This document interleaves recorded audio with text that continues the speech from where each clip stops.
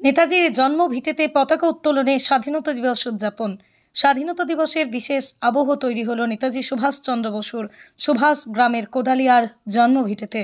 প্রতি বছরের মতো এবছরও দেশের তেরঙা উড়ল এই ঐতিহাসিক ঠিকানায়। জাতীয় পতাকা উত্তোলন করেন রাজপুর সোনারপুর পুরসভা চেয়ারম্যান পল্লব কুমার দাস। স্বাধীনতা দিবসের এই দিনে নেতাজির পৈতৃক বাড়ি সকাল থেকে বিকেল 5টা পর্যন্ত সর্বসাধারণের জন্য খোলা রাখা হয়। দেশের ইতিহাসের অমূল্য সাক্ষী এই বাড়ি দেখতে সকাল থেকে ভিড় জমাতে থাকেন দর্শনার্থীরা। তারা ঘুরে দেখেন নেতাজির ব্যবহৃত ব্যক্তিগত ঘর, আসবাবপত্র, ঐতিহাসিক দলিলপত্র।